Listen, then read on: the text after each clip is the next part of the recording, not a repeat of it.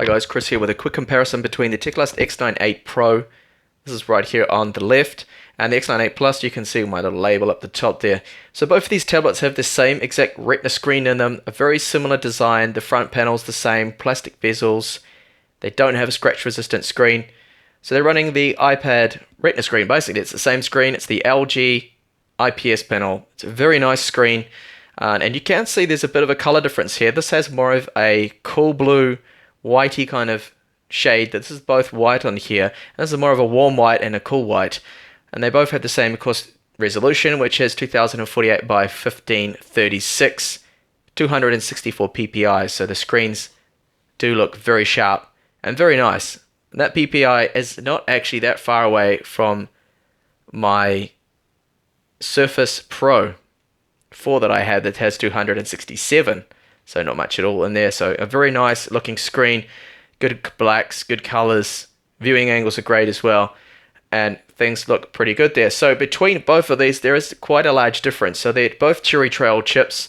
This has the Atom X5 Z8300 in it, and this has the Atom X5 Z8500 in it. So faster, you can see obviously right now Geekbench scores, look at that, there's a big difference there, especially when it comes to the multi-core score. Almost, well, 800 and something or other points there. It's quite a large difference. And this tablet has 4 gigabytes, so does this one, so they are the same. Physically different kind of design. So this is a squared off edge on the X98 Plus, and this has the older Air3G style shell that has a rounded edge to it, which makes it look a little thinner, and I prefer the rounded off edges, although I'm starting to actually like the squared off edge as well, because it does make the tablet feel a little more stronger. I don't know why, but I think it's just maybe the square edge tends to feel stronger there.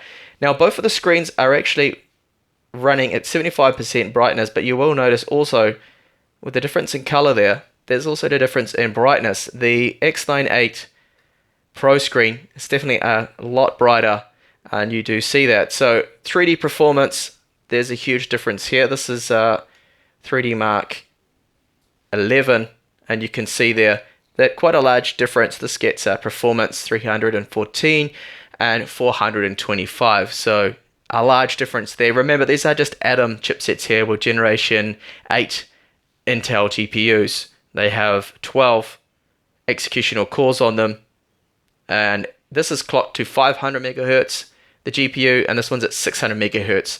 So again, another advantage given to the Pro here, and definitely a lot faster. And lastly, if we have a look at the Ice Storm 2 score, about 8,000 points difference. Now I have seen this Ice Storm 1.2 score get up to 26,000. Now this recent test that I ran didn't get as high, but I think it could have been down to temperatures on the chipset. This in Windows gets up to 86 degrees, and it does throttle, does have thermal throttling. This model here gets up to 71, and there's no thermal throttling. And I do have a feeling that Teclast have actually clocked down the turbo power limit and the turbo power time on this CPU just to try and keep those temperatures under check. And it seems to be working, but it sacrifices performance a little bit. Now, just using Windows, the Pro here is just so much faster, a lot more fluid. When it just comes to doing everything, opening things up, I just noticed that definitely the Pro excels with its faster clock speeds, because it's 400 megahertz faster, and it does make a big difference there. Now, both of these machines, they don't have 3G SIM card slots, unlike the Air3G. I'm hoping that maybe next year Teclast is going to at least add maybe 3G or 4G to both of these models, or at least one of them. And you can actually see that the screen is flickering there too on the X98 Plus. That's only flickering on camera, by the way. I'm looking at both of them and I can't detect that flicker at all.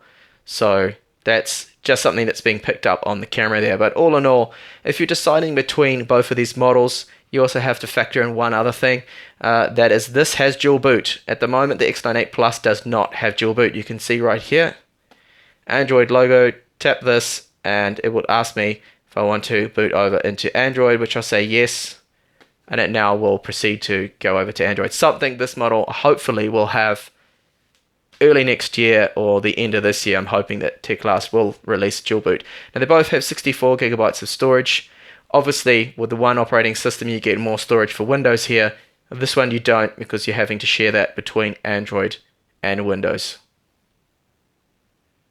And price-wise between both of them, this one sells for about $173 on Banggood.com, and this one for $215 with coupons and discounts included there. So there's a large gap there too when it comes to the price. Well, not too large. And the performance, definitely, if you want performance, this is the model to get. Now, if you want battery life, this one here gets around 6 to 7 hours of battery life in Windows 10. And this gets around about 4 to 5 in Windows 10 battery life, and around about 4 hours in Android, which I have just booted up now. And the screen is turned right down the brightness. There we go. Bring that up. So there we go. So there's a quick comparison between the both of you. Thinking of them. If you're more of the gamer, then this is the one to get. I think the X98 Pro, even with the throttling that only happens in Windows. By the way, it doesn't happen in Android. For some reason, Android, the temperatures do not go over 45 degrees. So if you're a gamer, that's the one to get. And I wouldn't worry too much about throttling. If you're going to be gaming in Android, then you're not going to have a problem. But in Windows, yes, it does get hot, this one. And if you're charging at the same time and using Windows, then yes, those temperatures will reach 86 degrees or so. My pick of the two, I prefer the performance. I think I can still live with around 4 or 5 hours battery life. Then yeah, I'd take this one over the X98 Plus. Thanks for watching the video.